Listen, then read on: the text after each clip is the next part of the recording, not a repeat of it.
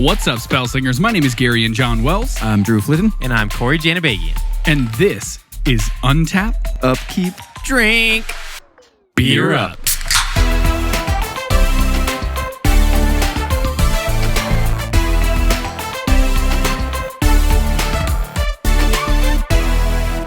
Welcome back, everybody, to another episode of Untap Upkeep Drink.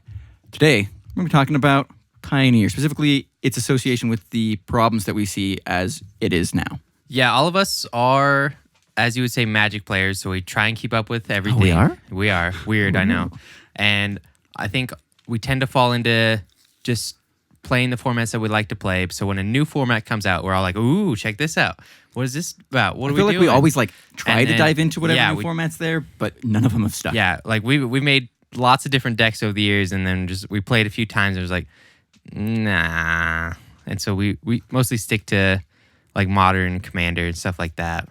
But today we're talking about a fresh new face that I think is going to be a lot of fun for everyone. Yeah, and we talked about on the last episode just kind of what Pioneer is. So we'll kind of give a refresher on what Pioneer is, just kind of give a recap there for those that didn't listen to that episode or, didn't, just completely forgot. I don't know how you could, though. Pause the video, go listen. The next thing we're going to talk about is where does Pioneer stand between Standard and Modern. I want to specifically talk about Pioneer and Frontier and kind of what is going on there, kind of the association that people are having.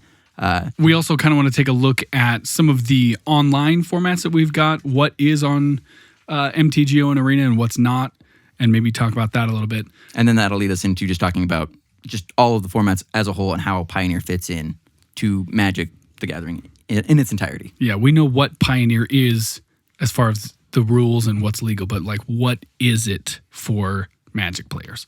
Okay, guys, now that we've sort of outlined what we're doing with the show, let's dive into what we really care about, the beers. The beers. We've got a weird selection today, but they all look like they've got some promise. Yeah, this would be the random fridge. Ooh, that looks good. Yeah, I was like, oh, I haven't had that one. Ooh, we have a stash that one. of beers for the show, and so we got a potluck today. Today I'm drinking the Lev Black Lion Premium Dark Beer. It's a Czech beer, clocking in at 4.7% ABV, and the IBUs were unlisted. Straight away, it smells like cold morning coffee, a little sweet. That is weird. It's a pretty solid beer. It's kind of reminiscent of a black Pilsner. I don't want to say it's watery because it tastes like it should have more texture or body, but it doesn't. Yeah. But that's good. Yeah, I think we had a different Lev beer on the show before. It was just the standard Lev Lion, I think. Yeah, not the Black it's Lion. Just a wheat hef, I think. Yeah, I think it was a lager. Because this it's a Czech brewery, so I think it might have been a Czech style lager Pilsner or something like that. It was good. I don't know. It was really good. But yeah, this one smells more like roasted, but it still has that kind of European beer smell. It is kind of thin, is the word. It's not like, I don't know, watery would be a very kind of suggestion if it didn't have the flavor as well, but it still has all of the flavor, but it doesn't coat your mouth. It's not sticky. It's just thin. Yeah, it literally says black beer on the label, and it's super black. It looks very, very malty, and it tastes malty, but it doesn't have any of that heaviness. Like you guys are saying, I don't know if smooth is the right word, but it's not smooth. It's not smooth, but it's not heavy. It's just, it is kind of watery, but in a good way. Texture-wise. Yeah. It's kind of a weird texture, but I like it. Yeah, it's got a lot of flavor. Drew, what are you drinking? You'll see the pour right now, and this is probably one of the most interesting pours that we've had on the show. It's wild. We've had before the Left Hand Brewing Co.'s Milk Stout. It is America Stout on Nitro. It's fantastic. So when I saw this one, this is the White Russian Nitro from Left Hand Brewing. ABV 8.9, and your IBU sitting at 20. So not really a lot of bitterness to it, but it's also on Nitro, which is just going to add to that smoothness. I've never had a White Russian beer, but they describe it as a stout with coffee and vanilla added to it. So I like the way they've worded that, because a lot of times when it's supposedly brewed with vanilla, you don't get a lot of that vanilla. It kind of gets lost in those roasted flavors. I'll say again. Ooh. This smells like just a solid coffee. Like it is roasty and the color of this is just like insanely deceptive for it. Yeah, but it does not look like a stout. it's like Yeah, roasted and kind of sweet on the nose. I don't know if it's quite vanilla-esque, but it has that kind of quality to it where so that even smoothness that vanilla kind of brings to a lot of things. I don't think I've ever had a white stout before, let alone a Russian white stout on nitro. This tastes like a White Russian. Oh God, It's kind of they're dangerous. coffee and vanilla. It's smooth as all hell. Has a little bit of like bitterness to it. It's not a hot bitterness. It's distinctly like a coffee bitterness to it. I think you're going to really like this one, Cory. can And I tell- guarantee you're going to like this one. Oh, I'm sure I will. You can tell just by the head that it's smooth because it's got just the finest bubbles. It's almost It's a nitrogen head. yeah, it's like whipped cream. You know what I mean? It's like thick. It smells like you were saying, Drew, just coffee and just straight alcohol. Oh, didn't really smell the alcohol too I much smell in the that. burn. Yeah. That is so smooth. That is a dangerous beer because you can just pound that back. There's nothing to stop you. It's delicious. Yeah. It's Oh, I don't smell really any alcohol sweet, in but not in an overly sweet, sickening way. Yeah. And that vanilla just comes in at the end and just Yeah, my favorite part of this beer that is creaminess. that on the can, they've got the bowling pin, which is a clear nod to the Big Lebowski. hell yeah. And it is. as their description is on their website, abide with the nitro, or White Russian nitro if you're not into the whole brevity thing. White Russian nitro is taken or super smooth for all us craft beer drinkers out there. There's a beverage here for the strikes and gutters, ups and downs. And I don't know about you, but I take comfort in that. With coffee, vanilla, and notes of chocolate, this is a beer that really ties it all together. But well, that's just like our opinion, man. So clear, just like yeah, Big they're Lebowski. leaning into it. I enjoy that beer quite a bit. It's very super good. sweet, smooth. I really don't taste stout notes. It doesn't really taste like a stout to me. Yeah, all I smelled was coffee and alcohol. Didn't taste any Yeah. alcohol at all. And last but not least, we have a local for us here. We've got Moab Brewery. Specifically, we've got their Desert Select Scotch Ale. Yeah, so I'm rocking this one. It's a bomber, so it's a big boy. Coming in at 8.59%, which is interesting that they go to two digits and not just round it up to 8.6. And just Yeah, sitting very at particular. yeah, it's Accurate. sitting at 20 IBUs. So like the rest of these beers, they're not very bitter, or at least hop wise. So I'm getting a lot of malty notes, but also a lot of fruity notes, which I think is interesting. Get a lot of the alcohol smell as well. It is really fruity. I'm not getting any of that smokiness that they described, but it's very interesting. Last time I was in Moab, I don't think I had this Scotch ale. This is super weird for It's a Scotch. super weird. I think this is one of the only beers that I haven't had from Moab. Like, It's I'm almost- very familiar with their It's line. It's almost really tangy. It's really smooth. Yeah, it's kind of has like a sour, Yeah. but no acidity to it. Yeah. The nose is like dead on orange. It's super weird. Yeah, it definitely has a dry Not finish, real bitter. but it's sweet, it's malty, it's fruity. Yeah, the fruitiness is what's throwing me off because I don't think I've had a fruity Scotch ale. And Scotch ales, they're kind of an in between. They're sort of funky on their own right, but I don't think I've had a fruity one. Okay, laddies, All right, laddie. let's head out in the front. I was gonna come up with a joke, but I can't. I was waiting for it. I thought there was Something. coming, and I was just like, let's be pioneers of Exactly. the Let's hit out on the Oregon Trail. Hitch your covered wagons up. go to the frontier. Oh, wait. That's Shit. next. We're pioneering the way. All right, so let's just do a quick refresher. Talking about Pioneer, what are the details of the format? Cory, you weren't here when we recorded the last one, unfortunately. So why don't you start us off? So, like Drew and Garion were saying, it was announced on October 21st, 2019. And people are looking at this sort of like a mini modern. So it's basically the same card pool as modern, but just a much later cutoff point. And it runs right up into standard. So anything playable in standard is also playable in Pioneer. Right, so Modern was originally developed as just a format for people to continue to play cards that were in their standard pool that have rotated out, right? But they didn't want to have like a format that was like as daunting and as intimidating as what Legacy is and as expensive. So there are 66 sets that are legal in Modern, which is from Mirrodin and 8th edition forward. I don't know why they make that cut because I'm pretty sure those are like a few months set apart. But for Pioneer, we have cards that are legal from Return to Ravnica forward. And all of these are, again, as Cory said, the cards that were legal in Standard.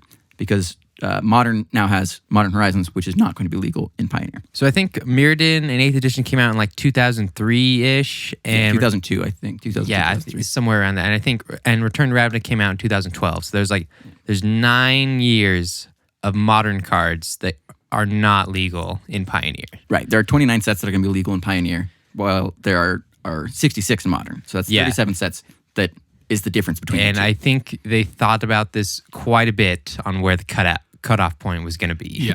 For sure. What was kind of, I don't know, I think it's the best thing and the worst thing about Pioneer when it was introduced is that they had their immediate ban list, which was the Khans of Tarkir fetch lands, which their argument, of course, is that it made for 4-color decks, 3, 4, 5-color decks to be significantly easier to build and to play than what was desired for it. I think it also just makes all decks both more expensive and more prohibitive for players because With the fetch lands, you mean? yeah, because you have to have them. You can't have a deck that doesn't have them and call it more efficient than anything that does. They just are better, period, for every deck. Yeah, if you're playing against a deck that has fetch lands, generally speaking, the way that you balance their speed of getting their colors properly is by having your own. Fetch lands. So I think they did that for cost and for players to have a better ability to build more things effectively without having to shell out $1 million. Yeah, but I mean, I think that they kind of nailed it on the money when they announced it. They said that they wanted to make sure that 3 and 4 color decks were not going to be as easy to build, and I think that that's kind of important to this format, just because it limits what players can do. Because otherwise, 4-color good stuff. I mean, that was a thing, but they also had their first ban, which was on November 4th, which was Felidar Guardian, Leyline of Abundance, and Oath of Nissa. And Oath of Nissa really kind of played into that 4-color good stuff strategy. It also was just really good in the Mono Green Devotion, but the 4-color Planeswalker deck was just kind of ridiculous because all of a sudden your color fixing is just perfect as soon as you play that card. Well, and it makes the building possibilities a little harder as far as the 3 and 4 color decks, but it also makes people have more options of what can be viable too, instead of having just 4 decks that are the best decks. Yeah, I think coming in with a ban list of just those 5 cards and then later adding those 3 was a really, really smart move on Wizards' part because, like you just said, Garion, they set out this new format and just blew it wide open. Yep. And so everyone could just jump in with a bunch of their old decks and come up with new decks. They didn't have to worry about all these crazy cards that they had that they can't use now. They just have to worry about the lands.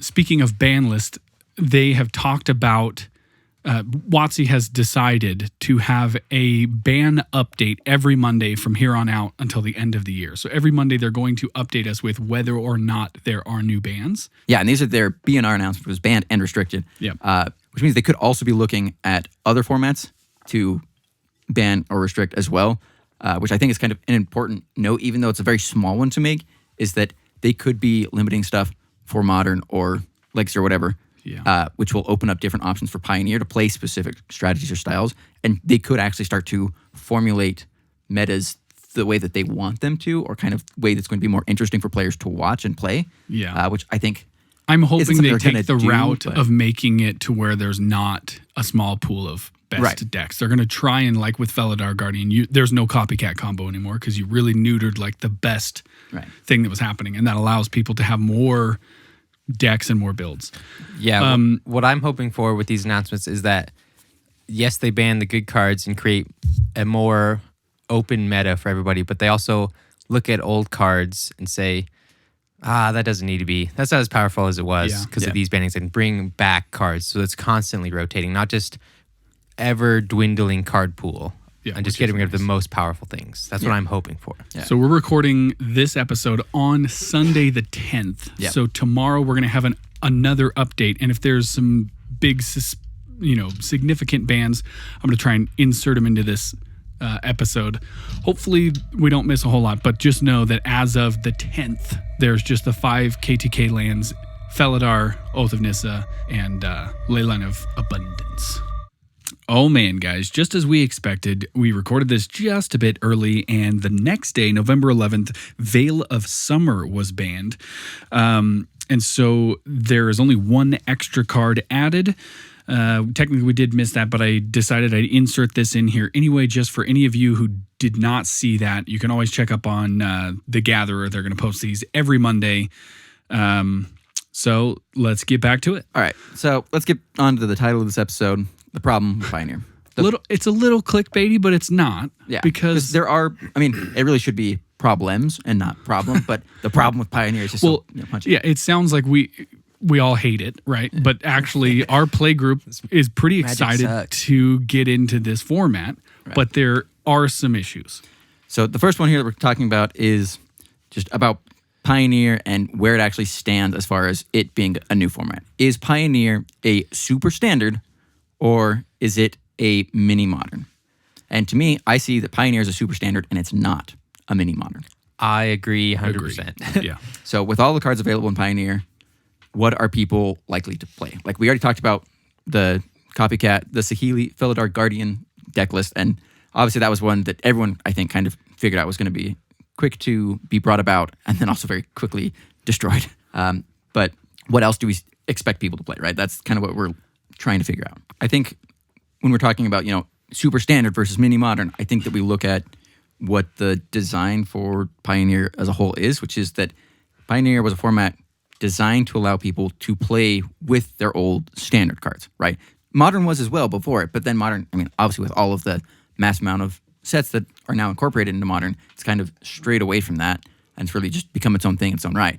But I think that the design is very clear of what Pioneer is supposed to be, which is to enable these cards that you've got in your collection to be used again in a format that is DCI sanctioned. Yeah, I think a problem with comparing standard and modern is that when they print cards for standard, they want to help modern but not break modern. But the only people that want to play modern cards are trying to break the format and play the good stuff. And so they tend to lean less on the power curve in standard sets. And so having a smaller card pool, like you guys are saying, just lets you play the powerhouses from previous standard sets and not necessarily affect modern, because all these old cards, you can play them in modern, and obviously if they were good, then people are going to play them anyways. But the fact that you can reuse them in your Pioneer decks just helps out so much for the format. Yeah, so I guess it's both the good thing or the bad thing, depending on what your perspective is on having these, souped up standard decks. One way to look at it is you take the best decks of standard at the time, you bring back all the banned cards that were banned for a reason because they were too good, and then you add, 30 more sets of cards on top of each deck that you can choose from and upgrade. Yeah. And that's how every deck in Pioneer can be, which basically translates to super standard. Yeah, it literally is. Like you take this, whatever the deck was, and then find its weak points, fix those with the best cards. It's very similar to what Modern does, right? Like when you're playing Modern, you're looking at the new sets as what are the best cards in that format, or what are like the very niche cards that are not going to be good in Standard, but they're very good for specific decks in Modern. Build around in Modern. Yeah, and so that's exactly what it feels like. Is that you already have these decks in mind, and then you're just picking pieces out. So as we move down here with our problems, another problem that we have listed is Frontier. What? Yeah, exactly. So I put this on here, one, because the names are very similar. Like people who know what Frontier is are going to draw this parallel between the two. Yeah. The problem with Frontier was that WotC really never got behind it. So there weren't like sanctioned tournaments. There's no pro involvement because of that. Like why would a pro bother wasting their time on that if there's no money, there's no anything in it? And so just without the mothership support, you've got no prize pools, which means that all of the stores that were hosting these events had to put up prizes on their own.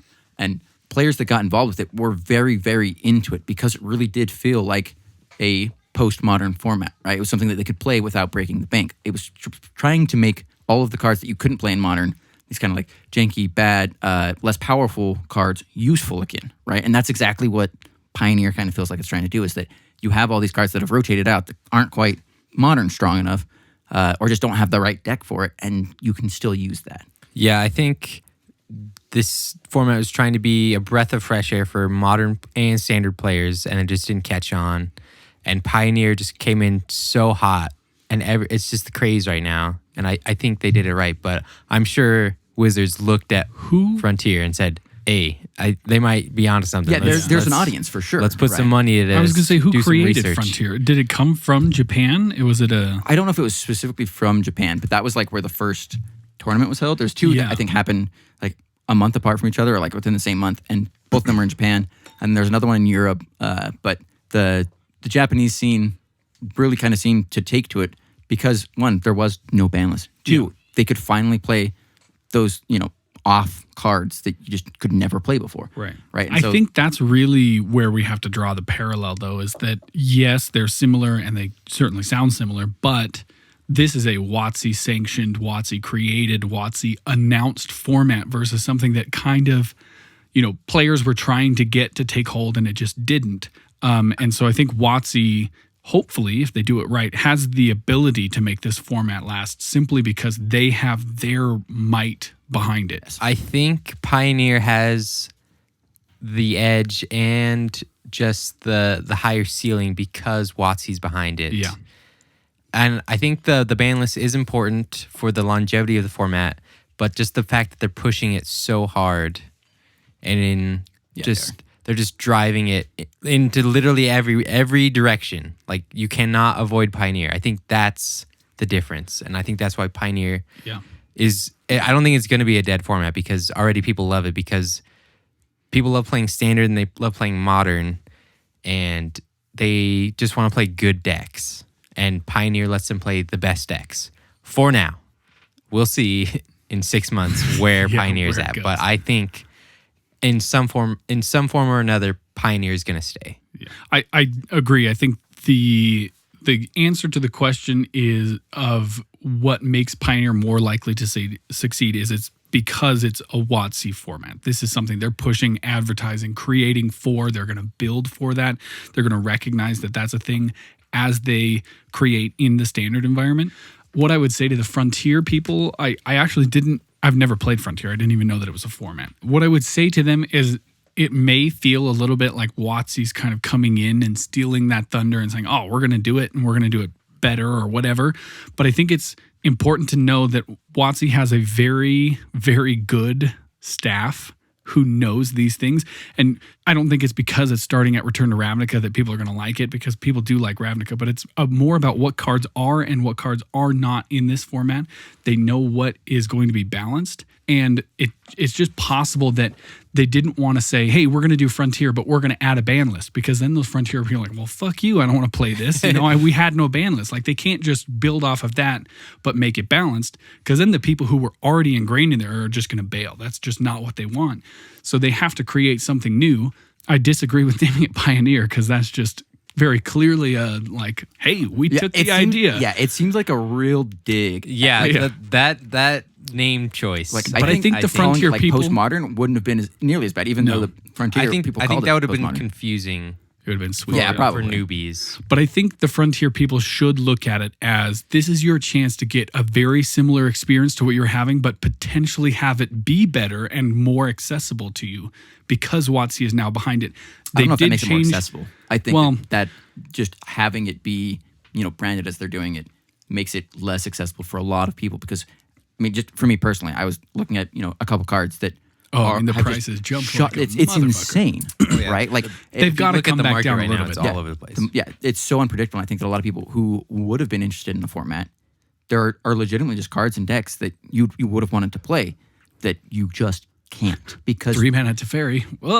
Just the price on them have just escalated to the point of unplayability. A lot of these cards that were just at the top of their time, just standard tier 1 decks, they went back up to their standard tier 1 prices. And it hurts a lot of people. It does hurt, and I think this is like a temporary jump. I think eventually it will level off, maybe not back down to where it was, but that does show that there is a genuine interest. This isn't just 20 or 30 pros that said, oh, I'm going to go buy the best cards and go take this on these tournaments, because we do have tournament support now. This is everybody putting in and raising the stock of these cards, which means that there is a genuine interest. There's a meta for you to play in. It's not just like, oh, I got to message someone on a subreddit and find a game in the next Skype a game, 50 miles. Yeah. Yeah, I think it is worth noting that as of now, the announced GPs for 2020, they dropped the legacy ones in favor of Pioneer ones. But I think we're going to keep talking about them. All right, so before we actually continue with this discussion, we've got some beers. Garion, why don't you hit us off here? So in the pool of our three, unfortunately, it's the least impressive, but it's not a bad beer. I think it's just the least interesting. I don't think it's the least impressive. I think it's both. Really? It's got kind think of it's I mean, it's somewhat malty, somewhat dark. It's got a little tiny bit of hop flavor. It's really thin, which gives you almost the illusion of it being watery, but it's not. It is a full flavored beer, but it's kind of a one note. You know what I mean? It's just malt. I don't know. It's good. Like, I think that this is just a solid Czech beer. Like, it's a nice dark Czech beer. It's not going to punch you in the face. It's drinkable. I think this is just like a fantastic anytime darker beer. You know, To you want me, that it nice doesn't malt have like characteristic. the thickness or the richness of a stout, and it doesn't really have the funkiness that you might get from a porter. So it just feels more like a bland dark beer. But I mean, it's good. It's sweet. It's I fine. think it takes a lot of good elements of Czech beer. Yeah. And adds a lot of good elements of dark beer, like that maltiness. But that's not to say that Czech beers can't be dark beers, right? Yeah, so I've never had a dark Czech beer besides this one. I think Drew had the He may have best hit the beer. money. The more I drink it, Is it too sweet? it is just like overwhelmingly coffee sweetness. Yeah. Like, the more you drink it, it does feel very one note to me, because that's all there is. It's just sweet coffee. Like, if you like sweet coffee, like, this is your jam. Like Starbucks.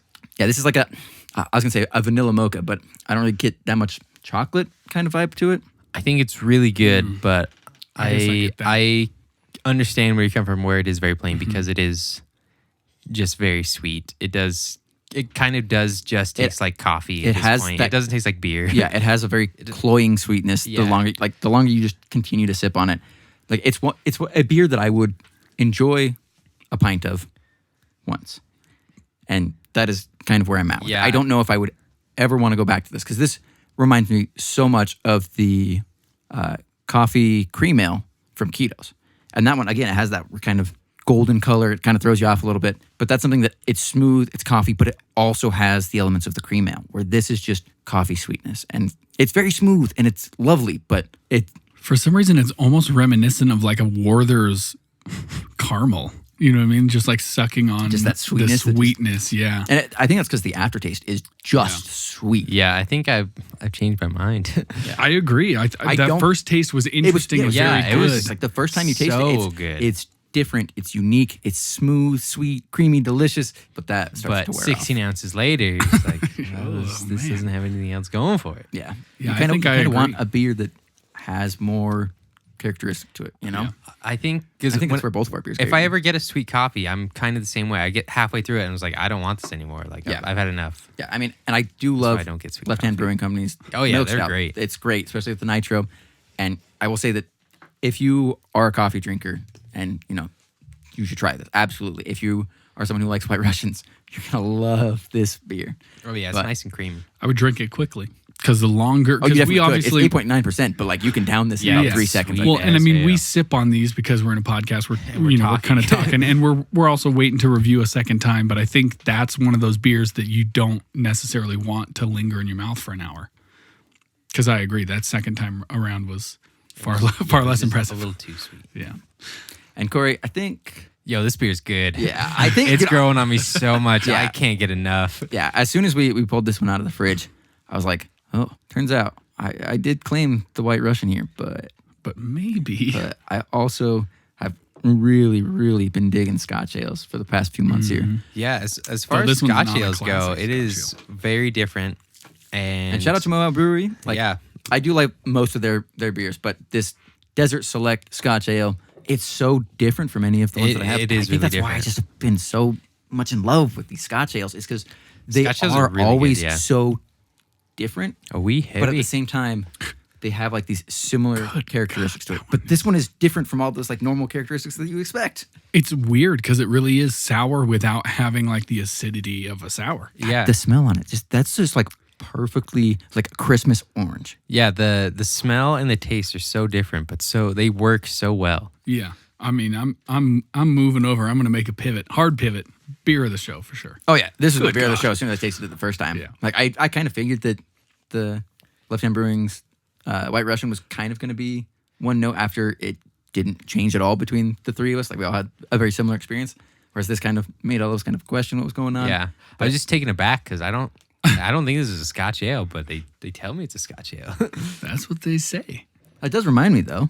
Utah just had a change of law, and we haven't covered it yet. Speaking That's of true. rules updates, Yeah, this should have been Banned and restricted list. Yeah, we yes. should have talked about this during the last episode. We're talking about announcements. That's something I can't believe we forgot that. yep. So Maybe it's because Cory wasn't here. as of November 1st, Utah is allowed to have high point or regular point beer. So Up to 5 5% yep. So ABV. I think. all the shit talking we did on Utah beer, we're still gonna do, but we're gonna do a lot less of it because Slightly less. now Yeah. we can actually taste the beer again. Yeah. I just absolutely love this because we used to just shit talk all the time about, like Utah generics and just like even the good beer that's in Utah, just, they don't have, that big of selection. They're very limited.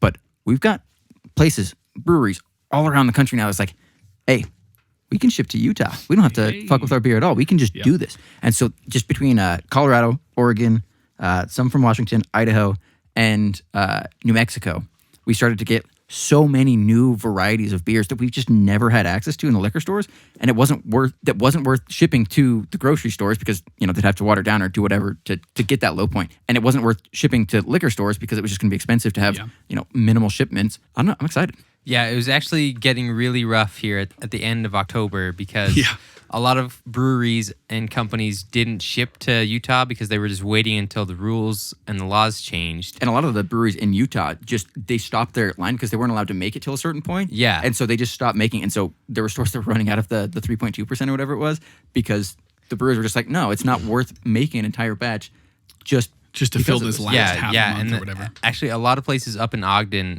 for the last weekend, they just had like dollar pints on every beer that they had just to get rid of everything. It's the first law change on alcohol since Prohibition. So it's literally a gigantic deal here in Utah. There's a lot of people who are very excited. But yeah, a lot of good stuff. Unfortunately, a lot of bad stuff associated with it. Hopefully, moving forward, we're able to just consistently see the good in things. You know what that sounds like? The problems with Pioneer. Let's try and see the good Gary's just, like, Pioneers really trying to is get back. bringing But to the also, table. let's do this distraction real quick, and then get back to the problem with Pioneer. Transition, man.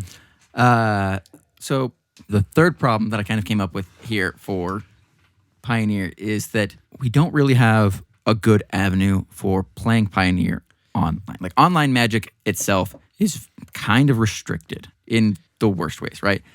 Arena is the most accessible version of Magic ever, right? Anyone who has Windows at this point can just download Play Arena. It looks good. It's easy to get into, right? They have like the tutorial and they'll teach you how to play the game, which has never really been there. Like they had the Duels with Planeswalker or whatever that shitty app was. They had it on Xbox as well. Yeah, on which is not consoles and great, stuff. but It was something. it was It was all we had at the time. yeah, if you really, really, really, really, really wanted to play Magic, you could get on there and do that. It wasn't great. But I think the biggest selling point, ironically, for Arena is that it's free to play. Like you could theoretically go infinite with Arena if you pay for your drafts, you win the draft, you get your gems off of it, and then you can continue to play from there. So Magic is being so heavily promoted on Arena, and just Arena is being promoted itself. So why release this format that isn't on there, right? Because the alternative, Magic the Gathering Online or MitGo or Moto, it's a horrible place. No, he's right. Like he should boot that. Oh yeah, I've played MitGo a few times. Like Because MitGo, it's a horrible place. I'm not doing that for people shit. that are unfamiliar with it, right? Yeah, Like, the it's new horrible players for on there- people who are familiar with it. It's literally unusable for people who don't know what the fuck's exactly. going on. Like people who use it still don't like. As soon as Arena came out, I stopped playing Modern because I didn't want to go back to that interface because it's so frustrating and unfriendly. And it's just like I like that it allows you to set up your specific triggers when you have priority, and I think that that's fantastic. But God damn, is it frustrating to always have to F6. I think they updated now just 6. Oh, you don't have to press F6 anymore. I don't know. But it was just like passing priority and making sure that everything that goes on, like you don't have anything to interact with your opponent's shit when it's going on, but you still have to like waste your time on the clock to go through it. And the fact that you do have a clock was just like such a frustrating thing because, you're trying to make good decisions. And when you're playing like Aristocrats or Combo or something like that, and like you're going off and you have to continue to make these actions, like your opponent's not going to concede. Like you're going to run on the clock sometimes before you can kill your opponent just because of the way that your deck operates. And that's, it's such a turnoff. yeah, I think Wizards nailed it with Arena and just streamlining everything. And obviously, it's it's very restrictive in some ways, but it's also the most open Magic has ever been in different ways. And like as soon as I get it on all platforms and Mobile.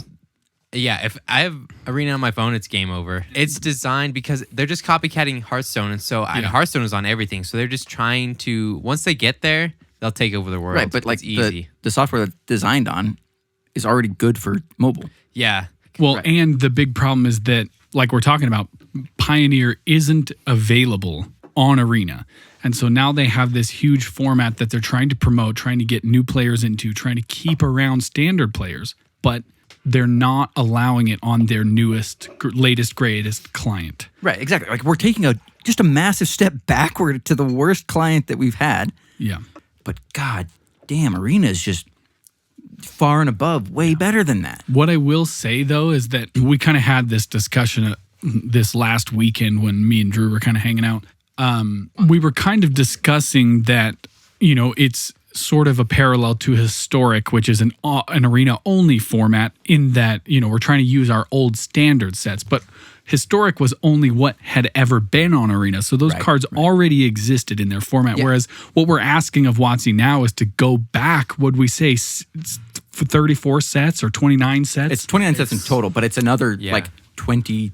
So they have to sets. Find all of those cards, program them in with their animations and their interactions and their rules text, and add those to the client. Right. They've already got like a dedicated team to program Arena. Right. Whereas Historic was team's not very big. Right. Like realistically, I guarantee you that team is like maybe 10 people. Yeah. Right. Like, but to invest more time and effort into putting those sets on, right? Because we talked about the sets themselves, just the cards and the artwork and stuff like that, and then doing the animations for very specific cards like they do for the other sets.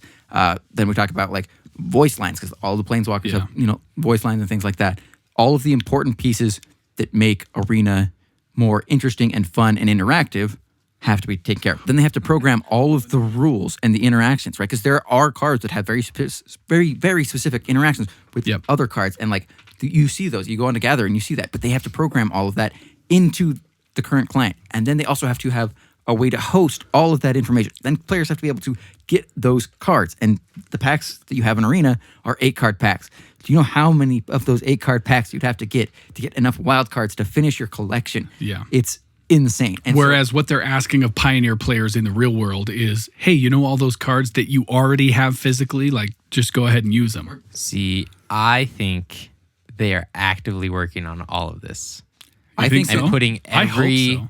I don't know if they're going all the way back to putting Modern on Arena. No, there's no way. But they're definitely putting Pioneer into Arena. I think that they're going to try, but I think my biggest problem is that I think it's going to take too long. Like if you look at just from, you can kind of make a supposition from the things that they've said. But basically, working on like Throne of Eldraine, to put Throne of Eldraine on, it sounded like they were working since before War of the Spark was released, right? So that's like 3.5 to 4 months that they were working on getting Throne of Eldraine on. Although Throne of Eldraine was extremely unique in the way those cards worked and interacted. Sure, but it's not like that's every set. Split costs and like, the specific rules. Like we literally get a new rule for Magic almost every set, right? It's not like they don't have that extra work to do. So if it takes them 4 months for just Eldraine, imagine one of like the big sets. Like maybe that's the reason it took them so long. Maybe they're backlogging too. I think and maybe, but like that's so much work. Like I don't think that people actually realize how much effort and time that's going to, and money, and infrastructure. Yeah, exactly. Because they have to host all that. Yeah, I think like you just brought up a good point, Drew, because you said you only play Mitgo for Modern. That's literally the only reason why for Modern. I think they would try and push Pioneer and Arena as the spot for Pioneer and everything going forward. And my only counter to that is that the way they've been pushing Arena is that Arena is the place to play Standard, to play the sets. And the reason being, of course, is that you're doing it to play so that you can play the sets that sell the best. Yeah. Right? Like people buy massive amounts of Standard products, right? They buy booster boxes, they buy the bundles and like the whatever other random crap that they've got out there, right? And people just Standard sells.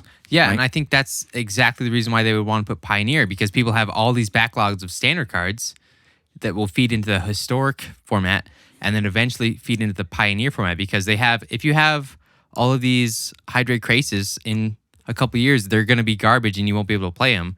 But if they put Pioneer on Arena, then you might have a viable deck with them. I think then like we should just carry this conversation over into what I think the fourth problem is here, which is talking about other formats. Like what about the other formats, right? Standard is having some massive troubles recently. Yeah, I think that is the thing, because WotC, they came out and there's like, here's this awesome present of this new format. You can play all your old cards and make all these new decks and have fun again.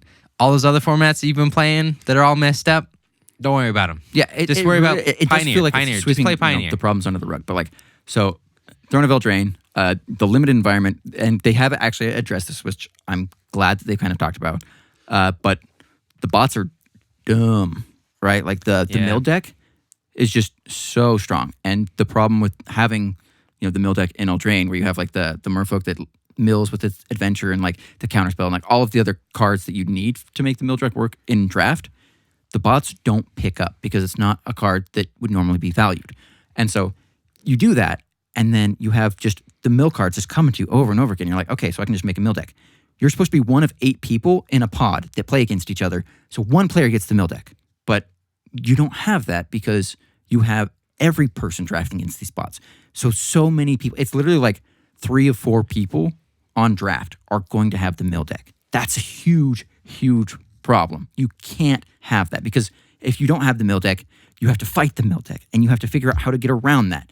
But the mill deck is just good because it has all of the cards, because the bots don't care. It's the most complete draft you can do. Yeah. I think we've talked about this off camera a lot, but you can just manipulate the Arena draft bots. Oh yeah, for so Ixalan, it was hard. super fun because you could get the Merfolk deck and just crush everybody. It was great. Yeah, I think I mean I hope that's something that they would work on in the future, because I was always disappointed that it wasn't matchmaking player. I was going to say, is there drafts. is there a reason why they can't just put Probably- 8 people in a queue? I and draft? assume because they don't have the servers and the matchmaking set up for it. Yeah. But there's probably a lot of logistics that go into it, because you have to matchmake into a draft and a pod. At the right time. Yeah, right? so Like, you'd everybody have to be wait in there. a queue for people, and everyone just wants to click a button and just go. I think Right. the other problem is that you can literally draft your set, play a game, and then just leave for like 5 hours. Like, Right. like we were talking about the other day when we met up. It was just that Arena, specifically, we were talking about if Arena came to mobile. I would be so stoked because I could literally Oh, yeah. on the bus in the morning, I could draft. Yeah. I could play a game. I could take a break, or I could just draft and then wait till next week, and then I could play my first game and like go through my 7 games best of 1, or like go through my do ranked. some quick bot games, get some gems or whatever, and some coins, and get a new pack every day. With draft, you literally can just draft against bots, then drop what you're doing. Don't have to worry about it. Come back later. If you're drafting against real people, you have to play. You're invested in that, right? Like drafting on MitGo, a lot of people are just like double queuing because they're waiting on one of them to fire. As soon as it fires, you play, and then maybe the other one will fire, and maybe it sits around for the next hour. But like you're invested in that queue because there are real people on the other side of it. Yeah, I think the only way to solve the problem is if they did real queues, and with that, they'd be like, you have to be in this match for 3 hours. Yeah. So we kind of got off topic there. So let's just talk about standard specifically, right? The problem is, 1 blue-green. Oko. Yeah. Yoko. Oh no. I think, especially with Oko specifically, this is one of those cards that is just a red flag from the get-go. Because I remember hearing a story, I think it was when Primeval Titan got printed. They said, as soon as this came out in standard, they knew they had to ban it because it was too good. And so like, I think it why was one would of the you fastest ever bannings from print a card like that? And I think obviously Oko isn't, as soon as it comes out, it gets banned, but it has literally taken over the format. Right. Yeah. And people, I think, recognize the problem with Oko fairly early on, like maybe like a week after it got released. But like people were talking about it beforehand, is that the last 3-mana Planeswalker that we got that was just ridiculously powerful was Liliana and Last Hope, right? What about Teferi? He was before that. No, he was after. Yeah, you're right. But I don't think Teferi, because Teferi had minus abilities, he wasn't like as like obviously that's the thing. ridiculous, right? Oko And- doesn't have right, good and, minus right, ability. exactly. And that's the thing, is that Teferi, you look at it and it's just like, oh, in order to actually have him interact, like yes, he kind of acts as an enchantment on the battlefield. Yeah, but Teferi's he has minus abilities, right? And that kind of helps you like mentally balance it, regardless of whether or not his ability is balanced or not. And so when you look at Liliana, she had plus abilities, which means she's staying on longer, which means that if you are investing to kill her by attacking her, burn spells, whatever, you are investing way more resources than felt balanced to the power level of the card itself. And then you have Oko, 3-man Planeswalker, with 2 plus abilities. One of them is a +2. He comes in with 5 loyalty, essentially. Yeah. That's a lot to do. Yeah, I think, honestly, it was a typo. It was supposed to be a -1 instead of a +1. Like, if they did that, it would have made way more sense. it would have been balanced. Like, it would have still been an incredible card, but it would have been, very good. it would have been, But like, you shouldn't get to the point where there's I think he's a French YouTuber or streamer, whatever he was, and he made a brawl deck around Oko. And he had a total of, and I told Cory about this, 3 cards in his deck that were not lands. One of them was Oko, one of them was the Gilded Goose, and the other one was the Golden Egg, I think. And he basically just mulliganed until he got the Goose. Then he could put Oko out on turn 2, and from there, it's just like, hey, good luck, opponent. I'm going to, every other turn, going to do food, turn that food into elk. I'm attacking. Food, I sacrifice it, gain some life. Good luck trying to kill Oko. I'm just plussing the entire time. Like, you don't have to steal your opponent's stuff, but you can also steal your opponent's stuff. It's just like the fact that he consistently could win with that deck with 3 non-land cards in his deck. Yeah. That's a problem. It's a problem for Brawl, but it's a problem for Standard if you looked at those are the cards that are allowed. Do we think that it's more a problem of the builders or more a problem of the higher ups that are supposed to be checking this and balancing it to create bans? I think it's clear to everyone that he should be banned. I think it's going to happen really soon. And Yeah, I most think, likely. as we sort of talked about all throughout our show, that the sets come out months and years like they've been designed and honed 2 to years an edge. is usually about like way the time before frame. they ever come out. And so I think you can just look at 2 years ago. It sort of And just gets lost in translation. They should sort have of. known that this card was going to be as good as it was. Right, but I don't know. that's the thing, right? Like you think don't know what about when happened. the playtest team came out, which was about a year and a half ago, I want to say. I think that the playtest play design team, whichever it was working on Ixalan going forward, something like that, which means that they should have had action to see this card, right? They should have been able to play with it, figure out the power level of it and what's going on in regards to the Standard environment. So I think that there's a problem there, but there's just also a problem in design that card should never be there. But yeah, I think it's just flawed design-wise. so let's jump through the rest of this as fast as we can. We're getting a little long here and definitely went off on a tangent, which my bad. But the next one here is just, we talked about it kind of before, but historic, right? Like, I mean, what happens to historic? It kills historic. Right?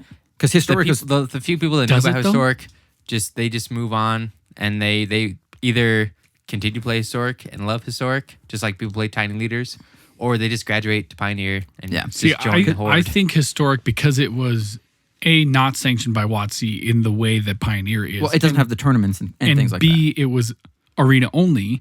I think they're 2 completely different things. Even though they feel similar, the people who have those cards on arena will still play historic if they have been because they want to get the value out of those cards that they earned. Whereas Pioneer, they might gravitate towards Pioneer, but it's not a direct competitor because it's I physical misspoke. cards I thought we were versus. talking about Frontier. Yeah, no. Frontier's fine. Historic. Yeah, I was like, why are you guys arguing? Frontier's dead. Yeah, no, historic I think kind of lives in a different area. Now, if they put Pioneer on arena, historic's gone. See, for sure. I think historic's gonna just gradually move into Pioneer. I hope so. I think it's Maybe. a prototype for like WotC probably looked at Frontier and looked like, yo, that's an a good idea. that's a good prototype for Pioneer. Right. My only disagreement here is that I need to look at what historic was, which was that people were bitching about having cards from Amonkhet and Kaladesh blocks, right? It's just like, we know you have those cards programmed into it. You literally just need to basically flip the switch, as it were, to get those cards for us to play with, right? And so historic was basically just like this concession of just like, fine, you guys want to play with these cards? Here it is. They made like a hoopla about it, but it was basically like, why wasn't this just already there? Like, Yes, what the fuck? I think that's kind of the argument for Pioneer. It's like I've got this approach deck that I can't use anymore. flip the switch, make the new format. I can play it again. Yeah. Boom. And so I think they can. It's obviously going to take some time to program all this stuff in, but I think they can essentially flip the switch and bring Pioneer into Arena. Yeah, I think if Pioneer goes to Arena, Historic dies. Something that actually might fight with Pioneer in some way is Modern.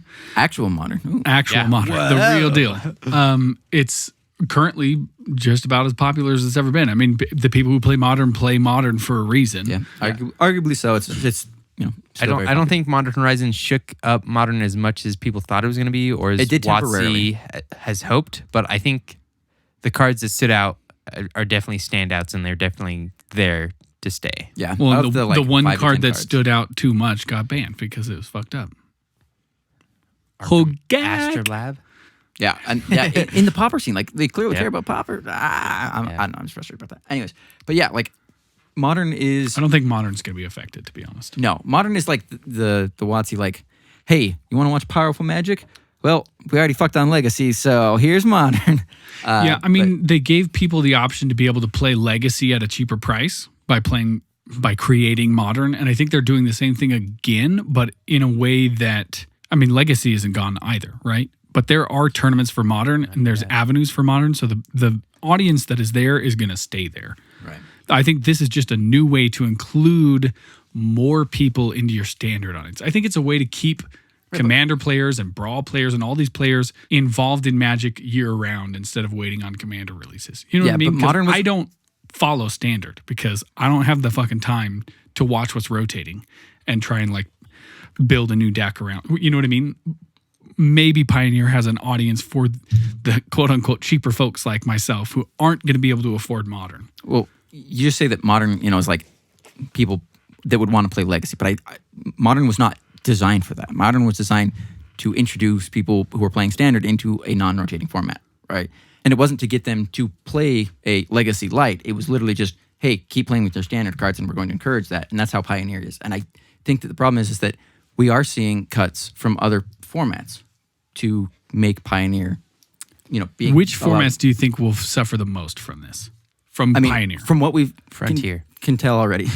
Absolutely. Plus one. But we'll get into this in a sec. But Legacy is taking a hit. But I think that Modern might be taking a hit if Pioneer takes off. Pioneer takes off, then Modern is like the most similar format that people would attribute it to that I think might take the hit for it. Yeah, I think Modern, if Pioneer already doesn't kick you in the nuts, I think Modern is the next in line to get kicked in the nuts because, like you just said, Drew, it's the most similar. So people are like, I don't want to play Modern. I'll just play Pioneer instead because Pioneer. But I think that's only for new players. No, I think Modern is quote unquote been solved. Yeah, which is why Modern Horizons was a thing. See, the way I view it is that the people who are there for Modern, monetarily and emotionally, physically, are already invested. They're not going to leave it for Pioneer. They may play Pioneer for fun, but they're not going to leave it. I have some disagreements there just because I look at the pro scene, and if I'm a professional player and I'm playing Modern, that's fine. I'm a Modern player, that's great. But now that there's a new format that has this massive prize, we don't know what the prize pool specifically is, but this massive support that WotC's pushing, like I want to push into that. Like I'm fine as a Modern player, but I could be the Pioneer player. Like it has so much potential, and it's not that I have to stop playing Modern. It's just that I can now be. See, that's what I mean. Is like you Pioneer could. player. I think Modern players may play Pioneer, especially for the sort of new aspect to it. Maybe it'll catch, maybe it won't for them. But I just don't see it really hitting that bulk of the Modern player base because they're so heavily invested in it already. Now, if we're talking about who can we onload, for sure Pioneer's going to snake all the new people because if they're like, hey, I could play a non-rotating format, I could spend $1,800 or I could spend $600 on a really fucking good deck. It's very clear which way most people are going to go. All right, Cory, say your piece and then move on to the next one. I mean, I think it's just like how we got into Commander. It's like, oh, I can use all these old cards that I know had. It's like I'm a Standard player and I don't have the money or time to keep playing Standard and buy the new sets and buy 4 ofs. I don't have money to buy 4 Okos, but I have this Is It Phoenix deck and all these old decks, this approach deck, all these Teferis that I have, and I can just keep playing with those. I'm just going to keep playing with those. I don't have enough money to buy Prime Times and Or amulets dredge and deck stuff. I don't have. Yeah, I Tarmogoyfs. don't have time or money to buy a Goyf, so I can't get in Modern. But I have this old deck, so I'm just gonna jump into Pioneer. I think it's a really, really good jumping on point for standard players, especially. And then there's definitely gonna be a lot of movement from Modern, but I don't think it's gonna destroy Modern or anything. I don't think it's going to destroy. I think it's going to share a space with Modern. I think a lot of Modern players are going to play Pioneer just because it is a lot more open format, and it hasn't Quote been unquote. quote unquote been solved. Yeah. But it really is just super standard, like we mentioned. The format that's going to definitely take the hit is Legacy. Yeah, and we'll get that just after this one because I want to talk about Just Pauper. after these messages. And the reason why I want to talk about Pauper is because it's literally one of the most approachable formats. Cory, you're talking about how new players can get into Pioneer. New players love Pauper because it has the potential to be so cheap and so accessible, right? It's even DCI sanctioned with tournaments on Mitgo.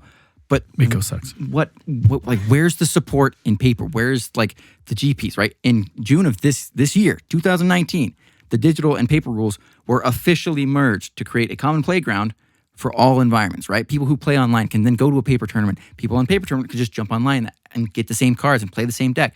The rules are going to be the same. But we still don't have the support for Pauper, especially compared to what's also all of a sudden just out of nowhere being provided for Pioneer. I think that Pauper is taking a massive hit for what should be provided for it. Instead, we're just throwing it over to Pioneer. I think Pauper is not supported the way it should be because it is not big and flashy Magic. It is quote unquote bad cards and balanced cards, and people want to play the good stuff and win really fast. You can't. I've got to turn 2 win con off of a Storm deck in Playing against other Pauper decks. People want to play mythics and rares that they've spent a lot of money on. If I play, for sure, if I pay $1 for a card, I don't care about it. It's just another card. If I spend $20 on a whole deck, it's my joke deck. I don't really care about it. But if I spend $500 on a deck, it's my pride and joy. It's my little baby. I want to take it everywhere, show it to everybody. And so I think people are just emotionally and physically invested more in other formats than Pauper. Yeah, which in actuality should be the jumping on point for Pauper. It's cheap. Anybody can play it. You got $20, buy a deck, just go. Absolutely. I think people buy boxes for Standard and will for Pioneer. Nobody buys boxes for Pauper. The thing is it's not about like you're saying, the aftermarket price of these cards. It's the fact that those cards exist at that price in the aftermarket. People don't want to pay $60 for a Teferi, so they buy boxes in order to get this large pool of collection and hopefully hit gold with a fucking box. That's how WotC makes their money. And if they push a format where people don't have to do that, they don't make as much money. I'm not saying that's the only reason. It's certainly not the only reason, but I think we should look at it. The counter argument to that is that people don't buy boxes for modern staples. They just don't. They buy singles. They really do. That's one of the formats that people are very specific about the cards. And granted, Modern, that's part of the modern specific. You can't buy a box of modern staples because Modern Horizons. Yeah, right. Well, but I think they did Pioneer sell sets, boxes. right? You can't buy those boxes. Those boxes aren't being made anymore. They're not being distributed. You can't buy them for the normal But they're price. encouraging people to buy new ones for the new sets in Standard. But that's entirely different to me. I think Garion brings up a good point, is that you buy boxes and all these packs for the good stuff to make standard decks, and then you Right. kind of take the leftover common and chaff stuff. And Sure, make but that's not the good same as me going Pauper out to stuff. buy a box of Return to Ravnica because I'm trying to get a specific card. Yeah, I'm You just know what I saying mean? that The backlog isn't the point. It's going forward. It's the idea that Pauper is just a secondary No, format. I'm not disagreeing with that. Yeah. I'm just saying And I think that it's frustrating, and to me, it's wrong for them to be pushing this new format when we already have this other one that is completely accessible and that they could push. They could literally do a Pauper Horizons or Pauper Masters set that would sell so well because it's this introduction for a lot of people into this new set. And you can charge up whatever the fuck you want. Pauper that's, Horizons would be the dopest set ever. But I it's clear based disagree. on I don't Modern think it would Horizons sell as and well all as of you the think. collector boosters and all of the other Mythic Edition, all the other stupid bullshit that they've been selling, that there's clearly a market to just, hey, you like this format? We have a set designed for it. We literally talked about it on the last episode.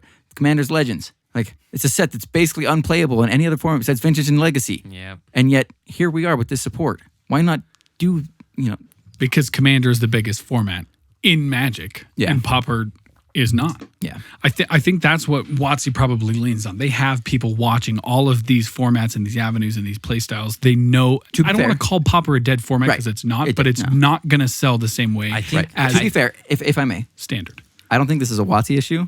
I think this is a Hasbro issue. I think at the root of the problem is it is the money, right? But I think that talking about buying boxes is the wrong way to look at it, and it's just kind of product as a whole.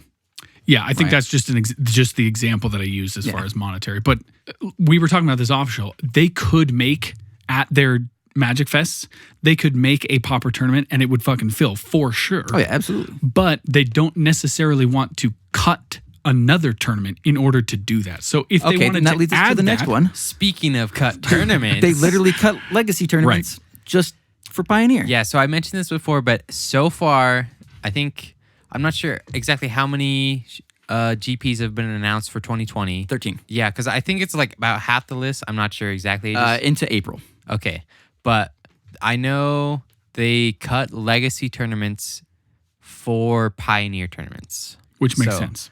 Legacy support going down, Pioneer support way up. Which is something that we've actually just seen in recent years, right? Like, Legacy used to have a lot more support, but since like 2015, support has been declining, and it started to decline real fast in the last couple of years. Yeah, I think there's probably something you look at where it's just like the more they try and introduce new formats, the less support Legacy has, and these older formats, while they'll never give up because it's Magic and they'll always love Magic.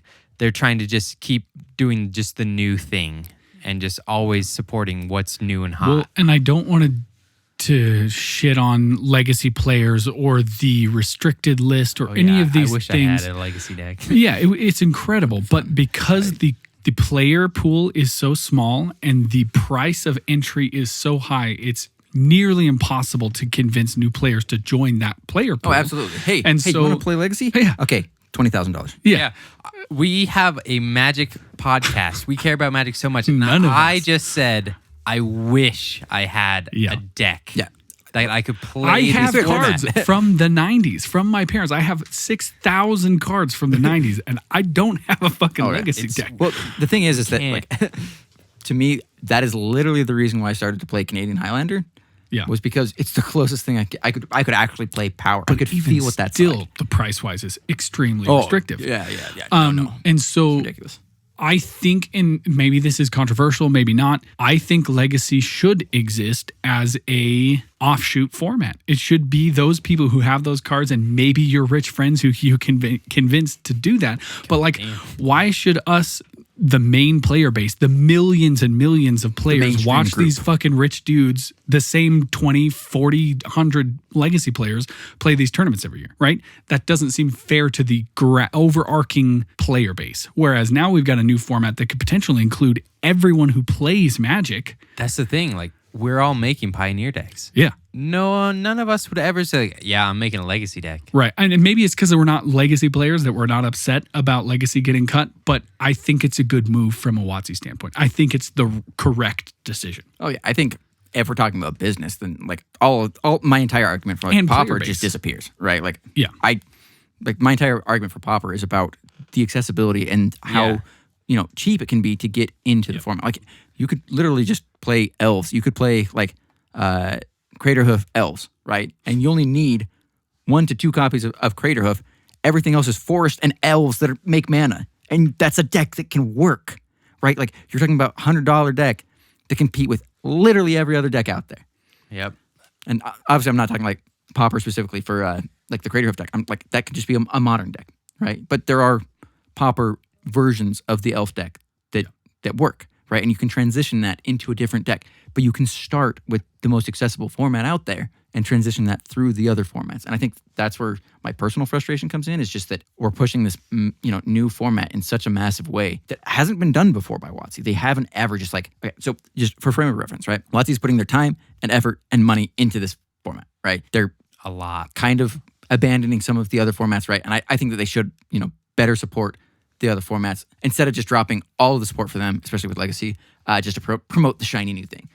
With the announcement of Pioneer, they told us that there was going to be 5 PTQs, the League and Challenge for Pioneer, and they had the Magic Online Championship Series, right? The MOCs. And they're pushing it so hard. And as Cory was kind of talking about, of the already 13 Magic Fest announcements, the Grand Prix events for 2020, we have 2 that are standard, 3 that are limited, 4 modern, and 4 Pioneer. We have as many as modern. Yeah, they're already seeing it as another modern. Like, to me, that just shows where like the investment is going into. And obviously Legacy's taken a huge hit. Pauper, it's not that Pauper's been in decline, but they're doing everything that they can to not bring it up to standard and modern levels.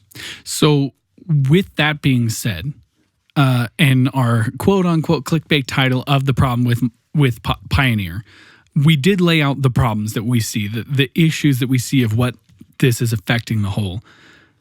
Let's give our overall feelings about Pioneer. I mean, this is one of the first like totally WotC created, approved, sanctioned, pushed formats in a while, other than maybe Brawl. Yeah, but I mean, looking at Pioneer versus looking at Brawl, the fact that it's non-rotating is ridiculously important, right? The ban list that they've presented and the fact that they're promising support to continue on with BNR updates, again, is massive. Yeah. The fact that Brawl just... I honestly have no idea where the fuck Brawl came from. I don't know. Right? There was never... Players weren't asking for it. It's just, they saw how big Commander was and like, how can we get Commander players to buy standard cards? Yeah, I mean, yeah. That's all it was, you're not wrong. Honestly. So with the quote-unquote negativity that we've gone through in this episode, how do you feel about Pioneer? Hesitant. Hesitant. I think that Pioneer is the first format in a long time that I've looked at and said, this actually has potential, right? And you look at Tiny Leaders, and I was like, oh man, this would be fun to play as a group. I never thought, oh, I can take Tiny Leaders deck to the store and like have, a good game. You look at Brawl, and I'm like, that format sucks. Yeah. Immediately I was like, no, fuck Brawl. Like I tried to build a deck, and I was like, I literally would only play this on Arena if they put it up there. And eventually it got there, but it took way too long. I was like, no, this format sucks. I'm not playing that, even if it got to Arena. Now it finally is. I'm like, no, this format sucks. Like, I don't know. I see that there's so much potential with Pioneer. And if they support it correctly, it could be the new Modern. It could be the more accessible version of Modern because it does like heavily have influence from Standard. And I think Modern moves into what Legacy is and has been for the last 10 years. Because new players, if I ask my 16-year-old cousin to start and get into Magic, there's no fucking way they're playing Modern. Yeah. They can't get those cards. They just can't. They can get into a Pioneer deck by going to pre-releases and buying some standard cards, a back set of cards that maybe aren't that expensive. There's no way. Yeah. I guess I hadn't looked at Modern as the new Legacy because that leaves a bad taste in my mouth. Just being someone who did invest a lot of time and money into Modern. Like, I don't know if that's the right way to look at it because I don't think Modern's going anywhere, but I think that Pioneer is here to stay. I think it's a good idea. I think it's great. I'm a huge fan. I think they're going to commit to it regardless. Oh yeah, I think it's just the next step. Like I think Commander is a really approachable format, but I think Pioneer is the next approachable format. I think that standard players and modern players can both jump in to Pioneer easily, and I think, like we talked about, I think it suits itself well to being migrated into Arena to be adopted by just a giant player pool. I think it's also a little bit of a tasty lure to Commander players who maybe want that one-on-one kind of, quote-unquote normal Magic experience, but don't want to sit in a rotating format. Because everybody I know that plays Commander, I'm like, dude, let's build a standard deck. No. Nobody's going to do it. Even if it's $150, even if they do an okay, standard deck, they don't want to drop that money and have it disappear. That's not the Commander mentality. Right. I don't know that they're going to grab a lot of Commander players on it, but I think it's more accessible to a Commander player than Standard is. Oh, for sure. When comparing to Standard, absolutely. Just any non-rotating format, Commander players are going to be like, oh yeah, I can play that. But I think, just from like my perspective, from all of the people that I talk about, or that I've talked to about, non-rotating formats versus Commander, and most of them if you're playing Commander, the rest of the formats can kind of fuck off and you play Limited instead, because that's what's important, is just to play the new cards, right? Drafting, the people who draft and people who play Commander is surprisingly large section of the Venn diagram. Yeah. I don't know. I think overall, I'm way more positive about Pioneer than I am negative. I think it's exciting. I think for people who play Standard, obviously, it's going to be great. I think some people who play Modern, like you said, they might be, good Modern players that want to be the king of fucking Pioneer. That'll be great. And for me, as a pretty heavy Commander player who does not like the rotation of Standard, I think this is my second format. I really believe that. I think, especially as decks come around, like if I want to do a tournament style thing, I would rather do a Pioneer tournament than a Commander tournament, because Commander tournament has so many variables that are outside of your deck building and play style or play choices. There's politics and all these things involved that, like, I would rather do that in Pioneer. Right. And just for me personally, the reason why I play Magic, the reason why I am here right now in this room with you two, is because Magic is a social avenue for me. It is how we get together. We hang out as friends. We play Magic. That's the reason why Commander was so optimal for us, is because we could just bullshit around, play a multiplayer game, and it was great. And the reason why I'm, like, my competitive side is entirely Limited. Right? Like, I want to draft the fuck out of a set, and I want to get as best as I possibly can at that format. And I want to, just take down people. I want to go pub stomp people with it, that's fun for me. If that's where I want to be competitive, that's what I'm going to do. And Pioneer, the only reason why I'm interested in it is because our play group is like, hey, this is interesting. This is fun. This could be awesome. And I think as someone who has played Modern, extensively played Storm, like, I can't play my old decks, but I can play something that's close. And that's what interests me, right? That I can play a different version of the deck that I want to play. Something that still feels good. And, yeah, exactly. And it feels good, and it's fun, and it's my play style, and it's something that the format has potential, and I want to try and hold as much judgment as I possibly can, because obviously I'm very opinionated on it. Yeah. But there I are want to wait formats and that see. are going to suffer. There are negatives to this announcement. I just want to wait and see. I'm a huge fan of Pioneer, and I'm a Commander player at heart, and I've already made a Pioneer deck, so that just goes to show you, I don't have a Standard deck, I don't have a Modern deck, I don't care about those. But Pioneer, it's in the mail, baby. I just think that, like you guys said, that WotC chose this format to push and not other formats. Yep. And I think they saw a reason for that. What the reason is, I assume it's just money, and this is the most people they can get, because obviously they probably looked at Pauper and said, people love Pauper, but we can't get a lot of people playing Pauper. People love Legacy. People that are going to play Legacy are going to keep playing Legacy. We can't get a lot of new people into Legacy. I think it's not that, we can't get a lot of money out of people playing Pauper. I think it's that the cost of entry is actually low enough that people can just... It's too low. Yeah, they can just walk into a tournament, right? Whereas other formats, like, they have to invest in the tournament, and they have to spend the time to get good, which means that they're probably playing online, on Magic Online, and they're investing the time to become Magic players. And that means that, at the end of the day... They've got you more committed. Yeah, exactly. Whereas Pauper, it's like, I could be like, oh, what seems like a good Pauper deck? Oh, exactly. I hear I'll about this, like, cool elf deck, and I just, can throw it together, and, I'm not paying more than, like, $3 a card, and I can throw that together, 60 cards. Yeah. That's easy. I got my sideboard. I know what's popular. Let's go. They want you in the ecosystem, and I think that's a good, healthy thing for their business. It's just not a good, healthy thing for some of the formats that we love and enjoy. But All right. I think Pioneer is a good one. I think it's here to it's stay. going to stick around. It's got legs. I would be surprised if it didn't, honestly, just because I think they're going to invest in it regardless of whether it sticks around. Even if they make a lot of aggressive bannings and do a lot of changes, I think people will still be attracted to it just because they can play a lot of their fun Standard cards and high-powered decks. For sure. All right. Beer of the show. 1, 2, 3. Scotch Ale. Scotch. Yeah. From Moab Brewery. Moab Brewery. Yeah. Moab. The Desert Doing it Select right. Scotch Ale. Desert Select. All right, guys. I think that wraps up our discussion on the problems with Pioneer. There are many. There are many. There's some upsides. There's some downsides. Hopefully, you guys are getting into it. I know our play group, at least 4 or 5 of us have already bought the decks, right? I mean, we're in it, so it's happening. Hopefully, you guys find some fun in it. Hopefully, you guys are happy about it. And if you don't, please let us know why. Like, what is your hesitation? Like, you know mine, but what has made you not invest in the new format?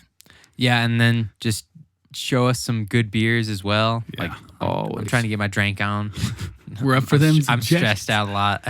Yeah, Cory's been working I need his some good ass beers to drink. off. So just hit us up. Thing is that right now we're starting to come into, as winter approaches us here, starting to come into that dark beer season that I love. Oh, yeah. And so finding like a nice dark beer just to wind down the day with. A winter lager. There's a lot of good beers out there, but we don't always know what's there. So let us know. And you can do that on Instagram, Twitter, Facebook. We're at UUD Podcast or Untap Upkeep Drink. And of course, check out Drew's Brews. I was able to rope Garion in and help me review one. Yeah. But anyway, guys, thank you for stopping in to listen. Hopefully, you guys are listening on YouTube as well. We're putting up videos for every single one of these podcast episodes. Look at those slow-mo pours. Oh, yeah, Ooh. baby. You can Cory really does a nice job. Yeah, I'm working on it. He's a hand model Got by my now. technique down and everything. But as always, guys, like we like to say on this podcast, Have fun. But not too much.